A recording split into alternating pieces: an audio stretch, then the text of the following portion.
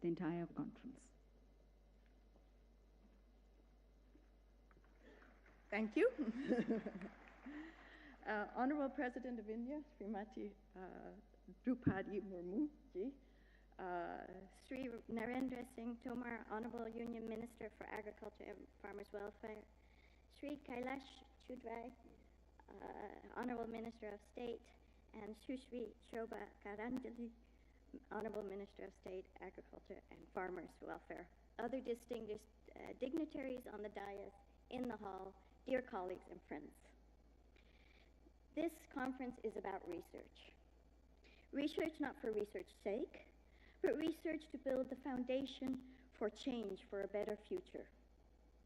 We have brought together gender research from over 60 countries, from Fiji to Sri Lanka to Burundi to Peru. As we all know, research has been revolutionary for agriculture.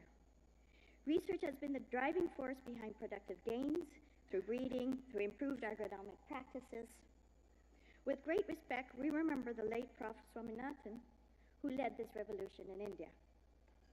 Back then, it was research that provided innovations for the profound challenges of food insecurity and rural poverty, catapulting agriculture and farmers into a new era of productivity. Today, we are facing similar grave challenges. Women and girls are excluded from opportunities to benefit and lead in the food system. Based on the current pace of progress, it will take now nearly 300 years to close the gender gap and achieve equality. We are in dire need of a new wave of research-backed innovations that can catapult women into the center of food systems. Therefore, I now stand before you to ask if we can stand together and embrace research for the next revolution, one that includes women and that gives them opportunity to contribute, benefit, and lead. The gains for farmers' food systems and nations will be immense. And that's why we have to get started now. Imagine if we'd had to wait another 300 years to realize any gains in agriculture. As researchers, we have been able to show how important women are in agriculture. We've made the invisible visible. And we've shown how investing in women is giving returns for everyone. But we also know that it's not only about women, right? But it's also about understanding what needs to be changed in the food system to support women and how we engage with men to make this happen together. We know we stand to gain, and now is the right time for gender researchers, you in the room, seeking to achieve impact to make research count. There are three very clear reasons why we need to do this now. First, India, under its successful G20 presidency, has made women-led development and women's leadership a top priority, not just nationally, but across the G20. The G20 nations have reaffirmed their commitment to advancing gender equality and empowerment for all women and girls. And they have agreed on furthering women's leadership in climate action, food security, and nutrition. This offers opportunities for gender researchers to guide the decision makers in the G20 countries as they make the next steps. So that's reason one. Reason two, second, this conference cements our close partnership with ICAR. ICAR, which is one of the largest national agriculture research systems in the world, has a long-standing history of guiding and supporting India's 126 million smallholder farmers. Their unique experience and reach and their status as a model for NARS across the global south provides opportunities to truly scale the agricultural innovations and technologies that can strengthen gender equality in food systems. Finally, also important, the elevation of gender equality, youth, and social inclusion as a priority theme within the CGIAR has recast the gender platform not just as a research platform, but as an impact platform. This gives us the mandate and obligation to convene networks and build partnerships that can allow us to move beyond research and to seek influence.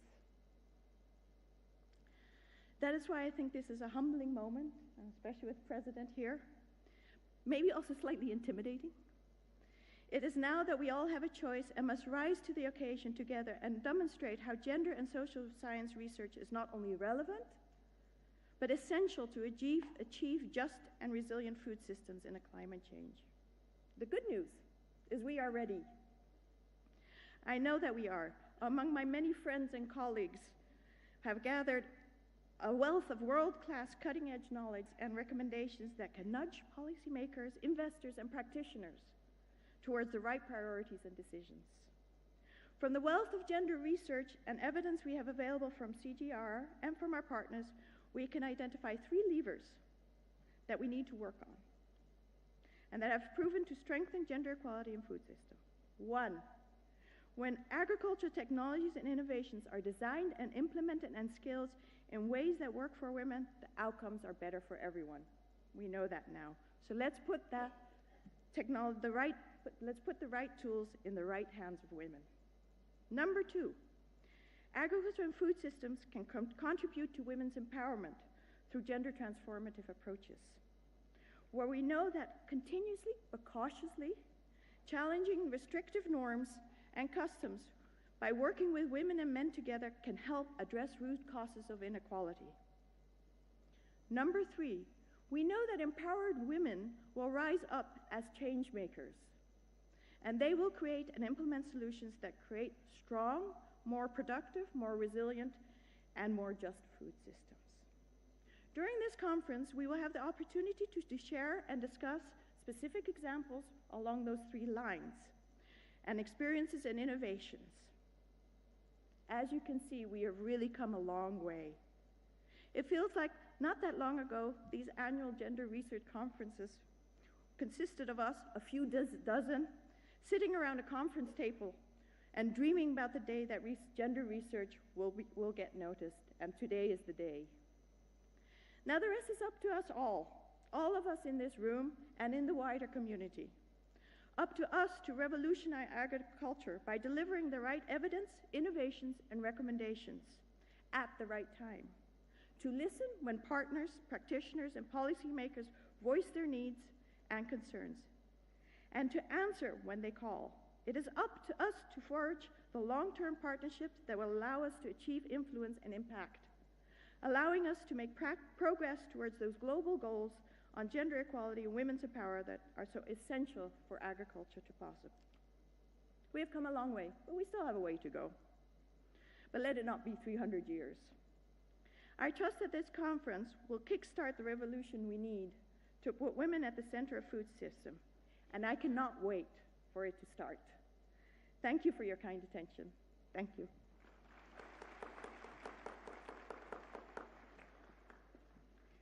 Thank you, Dr. Nicolene, for your very thought-provoking address and introducing us to the very thought, concept, and the promise of this conference. And now, ladies and gentlemen, I invite our Honorable Minister of Agriculture and Farmers' Welfare, who, with a very profound understanding of the ground realities and the challenges and the problems being faced by the rural community and the agricultural community, and I say so for Honorable Minister hails from a farmers community, from an agriculture community. He understands the problems which the farmers face. And accordingly, he has been bringing about these reforms and transformations, ensuring that every farmer, irrespective of his gender or the socio-economic status, is not only able to survive but thrive in our agri-food systems.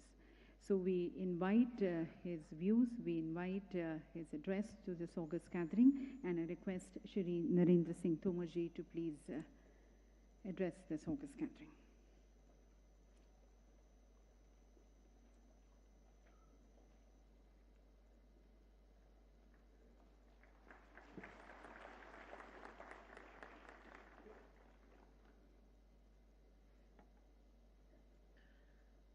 आज के इस गरिमामयी कार्यक्रम में हम सब के मध्य विराजमान भारत की राष्ट्रपति महामहिम श्रीमती द्रौपदी मुर्मू जी, इस अवसर पर उपस्थित हमारे कृषि एवं किसान कल्याण मंत्रालय के राज्य मंत्री मान्यवर श्री कैलाश चौधरी जी, दूसरी राज्य मंत्री सुश्री शोभा जी, कृषि सचिव मनोज आहूजा जी, DG ICR Himanshu Pathak ji, doctor Andrew कैंपेल जी, डॉक्टर टेमिल ललानी जी, डॉक्टर निकोलिन डे हांग जी और इस अवसर पर उपस्थित सभी राष्ट्रीय और अंतर्राष्ट्रीय स्तर के वैज्ञानिक गण, अनुसंधानकर्ता, उपस्थित सज्जनों और मीडिया के मित्रों, आज हम सबके लिए बहुत ही प्रसन्नता का क्षण है जब महामहिम राष्ट्रपति जी हम सबका मार्गदर्शन करने के लिए हमारे इस परिसर में उपस्थित हुए हैं। हम सब जानते हैं और सारा देश इस बात का साक्षी है कि जब महामहिम राष्ट्रपति महोदय के पास कृषि या संबद्ध क्षेत्रों के किसी कार्यक्रम की बात पहुंचती है तो वो उदारता पूर्वक हम लोगों को समय देते हैं और आज भी यह समय उन्होंने हमें दिया है। मैं ICR, कृषि मंत्रालय और आप सब की ओर से महामहिम राष्ट्रपति जी का हृदय से बहुत बहुत स्वागत करता हूँ, बहुत बहुत अभिनंदन करता हूँ। आज इस सम्मेलन में उपस्थित होकर मुझे भी बहुत प्रसन्नता हो रही है। अनुकूल, न्याय संगत एवं सामायिक खाद्य प्रणालियों की दिशा में प्रगति को तेज करने एवं अनुसंधान का सदुपयोग करने के लिए इस अंतर्राष्ट्रीय सम्मेलन का आयोजन करने के लिए मैं भारतीय कृषि अनुसंधान परिषद CGIAR जेंडर इम्पैक्ट प्लेटफॉर्म को हृदयपूर्वक बहुत बहुत बधाई देता हूँ। राजधानी दिल्ली के लिए यह विशेष समय है। आप सभी जानते हैं, पिछले दिनों प्रधानमंत्री नरेंद्र मोदी जी के कुशल नेतृत्व में भारतीय अध्यक्षता में G20 शिखर सम्मेलन का सफलतम और ऐतिहासिक आयोजन हुआ है और इसी श्रृंखला में ICR और CGIAR मिलकर एक बार पुनः दिल्ली में अंतर्राष्ट्रीय कार्यक्रम संपन्न हो रहा है। यह निश्चित रूप से हम सब के लिए बहुत ही खुशी की बात है। यह समय सामायिक कृषि खाद्य प्रणालियों का सृजन करने जैसे महत्वपूर्ण मुद्दे पर गंभीरता से चर्चा कर ठोस निष्कर्ष निकालने का है, क्योंकि इस मुद्दे का हम सभी पर प्रभाव पड़ता है। खाद्य प्रणालियां में कृषि की महत्वपूर्ण भूमिका है, जिनका देश के सामाजिक आर्थिक विकास में महत्वपूर्ण योगदान है। कृषि आउटपुट में भी भारत दुनिया का दूसरा सबसे बड़ा देश है। भारत की GDP में कृषि क्षेत्र का योगदान करीब 14% है। इस क्षेत्र में आधी से भी अधिक आबादी को रोजगार इस क्षेत्र में मिलता है और रोजगार पाने वालों में महिलाओं की भी बड़ी संख्या इस क्षेत्र पर आजीविका के लिए निर्भर करती है। देश में उच्च गुणवत्ता वाले अनुसंधान के परिणाम स्वरूप भारतीय कृषि को सफलता मिली है, जिसके लिए मैं कृषि वैज्ञानिकों को बधाई देता हूं। बहुत प्रसन्नता की बात है कि ऐतिहासिक रूप से विज्ञान पर केंद्र सरकार के लगातार प्रयासों और अनुकूल नीतियों ने भारत को दक्षिण एशियाई देशों के साथ विश्व की खाद्य खपत का 1/4 उत्पादन करने में समर्थ बनाया है। विकसित उन्नत फसलों, किस्मों और अन्य नवीन प्रौद्योगिकी जैसे मैकेनाइज्ड फार्म टूल्स, सिंचाई सुविधाएं, पेस्टिसाइड एवं उर्वरकों के लिए हमारे कृषि वैज्ञानिक बधाई के पात्र हैं। हमारे पास उत्कृष्ट अनुसंधान, विकास एवं नवाचार में निवेश करने इसकी सफलता की लंबी विरासत है। इन उपलब्धियों को हासिल करने में भारतीय कृषि अनुसंधान परिषद, इसके अनुसंधान भागीदारों तथा CGIAR सहित अन्य संगठनों की भूमिका पर हम सबको गर्व है। भारतीय कृषि में सफलता मेहनत का किसान भाइयों और बहनों के परिश्रम से मिली है। भारत में लगभग 86% छोटे मझोले किसान हैं, जिन्होंने अनेक चुनौतियों का सामना करते हुए राष्ट्र का भरण पोषण करने में सतत योगदान दिया है और अन्य देशों की भी हम पूर्ति करने में सफल हुए हैं। इन चुनौतियों में कोविड-19 महामारी तथा उसके कारण उत्पन्न लॉकडाउन की परिस्थितियों के साथ ही जलवायु परिवर्तन के प्रभावों के कारण बाढ़, सूखा जैसी समस्याएं भी शामिल थीं। तमाम चुनौतियों के बावजूद पिछले वर्षों में प्रधानमंत्री नरेंद्र मोदी जी के कुशल नेतृत्व में कृषि क्षेत्र ने नए आयाम स्थापित किए हैं, जिनका मुख्य उद्देश्य छोटे किसानों का कल्याण है। नई नीतियां एवं नवाचारों का सफलतापूर्वक लागू किया गया है। ICAR द्वारा विकसित जलवायु अनुकूल किस्मों के साथ ही भारत अपने कृषि नवाचार और गहन अनुसंधान के माध्यम से विश्व में एक नॉलेज पार्टनर और रोल मॉडल बन रहा है। देश में खेती किसानी के विकास में महिलाओं का अहम योगदान रहा है। वहीं खेती की ओर युवा भी आकर्षित हो रहे हैं।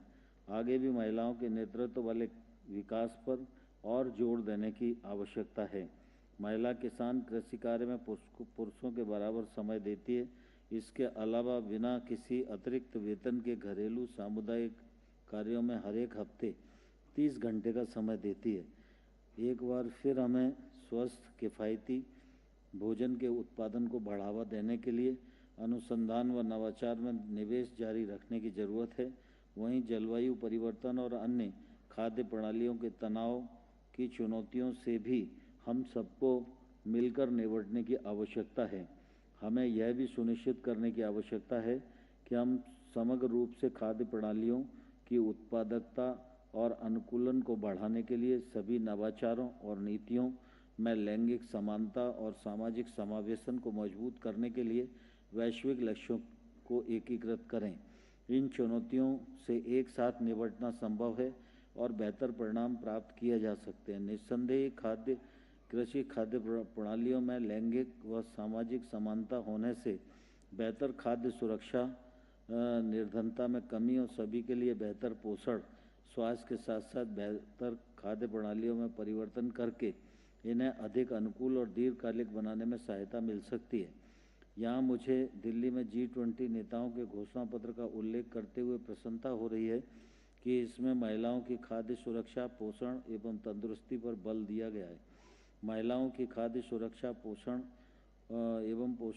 व्यक्तिगत और सामुदायिक विकास की आधारशिला है, क्योंकि इसमें महिलाओं के स्वास्थ्य के साथ साथ बच्चों, परिवार, समुदाय की बेहतरी की बुनियाद पड़ती है। इस दिशा में हम समावेशी, टिकाऊ एवं अनुकूल कृषि खाद्य प्रणालियों में निवेश को प्रोत्साहित करने के लिए प्रतिबद्ध हैं, जिसमें सुलभ, किफ़ायती, सुरक्षित, पौष्टिक भोजन, स्कूली भोजन कार्यक्रमों में स्वास्थ्यकर आहार सहायता एवं महिलाओं के लिए समावेशी एग्री वैल्यू चेन और प्रणालियों के लिए नवाचार को प्रोत्साहन देना शामिल है। हम भूख व कुपोषण को समाप्त करने में नए वित्तीय साधनों, सामाजिक सुरक्षा प्रणालियों द्वारा शक्ति प्रदान करके लैंगिक उत्तरदायी और आयु संवेदनशील पोषण तथा खाद्य प्रणालियों में सुधार करने का भी प्रयास करते हैं। घोषणा पत्र में लैंगिक समावेशी जलवायु कार्रवाई को आगे बढ़ाने का आह्वान किया गया है।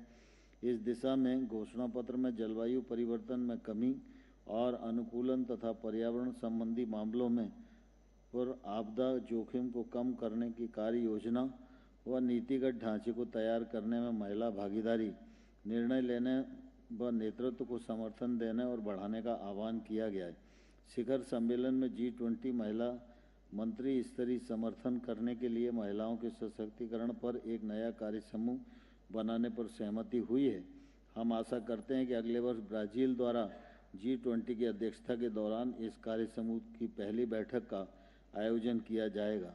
इस पृष्ठभूमि में चुनौतियों का सामना करने के लिए वर्तमान सम्मेलन का बड़ा महत्व है और हमें न्यायोचित, लैंगिक, समावेशी कृषि खाद्य प्रणाली को सृजित करने के लिए भारत और दुनिया भर में कहीं भी किए गए प्रयासों को लेकर एक होकर कार्य करने की ज़रूरत है।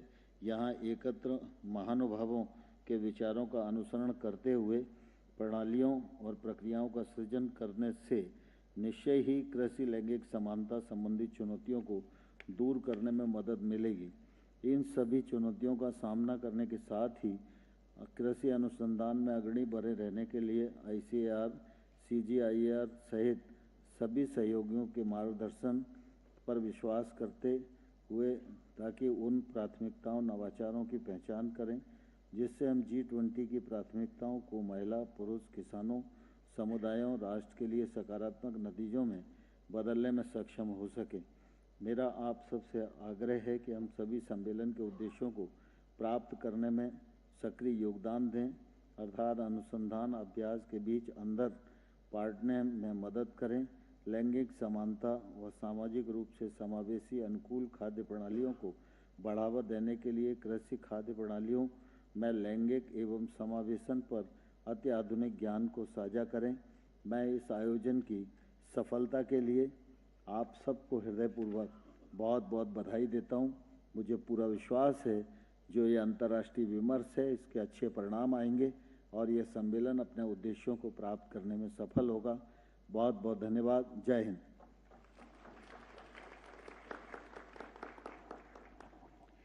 Thank you to the Honourable Minister, sir, for our international guest.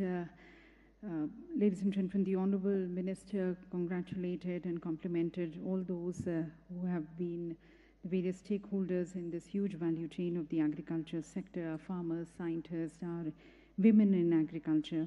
Also spoke about some of the conducive policies and programs of the Government of India which support small and medium farmers, promote technology, encourage women and youth in agriculture.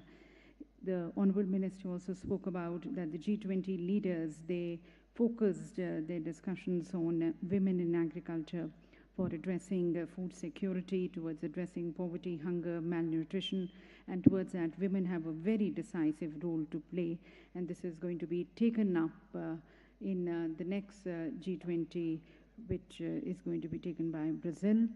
He further encouraged all of us to work together, to collaborate and partner towards our shared goals and towards shared prosperity. So thank you to the Honourable Minister, sir. And now, ladies and gentlemen, I take the distinct honour of requesting our Honourable President, Srimati Droupadi Murmu ji. I request the Honourable President for her inaugural address.